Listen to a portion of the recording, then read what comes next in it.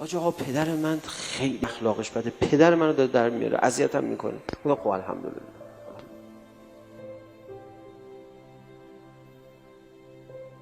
حاج آقا چرا میگه الحمدلله دارم داغون میشم؟ گفتم خب دیگه اگه پدر مادرت خوش اخلاق بودن تو که حقشون رو همینجوری نمیتونی ادا کنی، خوش اخلاق بودن دیگه بدبخت میشدی. حالا یه کمیشو دارن خودشون جبران میکنن. میگم چیکار کنم بریدم؟ گفتم خب بیخود میکنی بریدی. امتحانه دیگه. آخه مامان من بابای من الان زیاد اجتماعی نیست، مسائل منو که نمیدونه، گاهی هم سنش گذشته، یه ملاحظات دیگه ای داره، حس منو درک نمیکنه. خب پس خدا چجوری باید از شما امتحان بگیره؟ با گرگای بیابون یه بد اخلاق دیگه یه جای دیگه گیر بیاره، چه بهتر همین بد اخلاقی از طریق بابات باشه شما رو امتحان بکنه. کجای حالا شما حالت خوبه؟ به پدرت احترام بذار. گفته آخه به من نرو اونجا لازمه برم. فرموده نرو دیگه، من اینکه واجب شرعی باشه. امتحانه دیگه. و چجوری شما رو امتحان کنیم؟ آخه با حرف غیر منطقی بابا و مامان من بله. همتون با پدر مادر امتحان میشید. نه من میزنم حسابشون، تو بیجا میکنی بزنی. آقا ما تفاوت فرهنگ داریم، تفاوت زمان داریم، تفاوت سن داریم. خب صداتو بیار پایین. شما فکر کردی اینا رو خدا نمیفهمید وقتی شما رو خلق کرد اینجوری؟ اصلا خدا کاملا میدونست. همه باید از این امتحانات عبور کنن. خدا یک پدری در میاره از کسی که از امتحانهای تفاوت نسلی خوب عبور نکنه.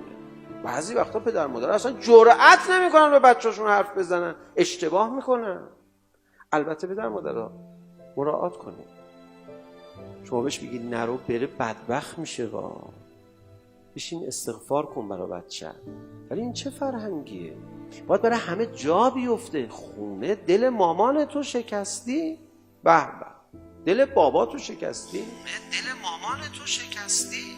به به. دل بابا تو شکستی؟ شما فکر میکنید توی فیلمی صحنه مستهجن نشون بدن این بدتره تا یا این که توی فیلمی پسر دختری به مامان و باباشون بد برخورد کنن؟ خب معلوم بد برخورد کنن بدتره، این گناهش بیشتره. عاق والدین خیلی بدبخت‌تر از یه آدم شهوترانه.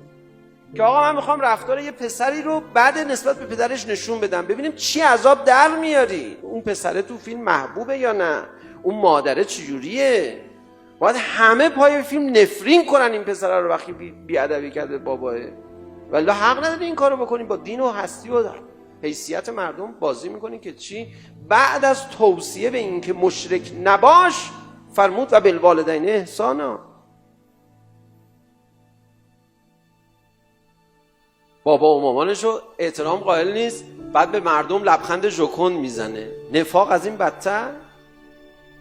میگه اینا که دیگه بابا و مامان من باقی میمونن. یکی از امتحانهای سازمانی اینه. آره همه هست. همه باید از این گردونه رد شن. همه باید این حرکت رو انجام بدن. حالا بعضی وقتا پدر مادرها بدن، بعضی وقتا پدر مادرها خوبن.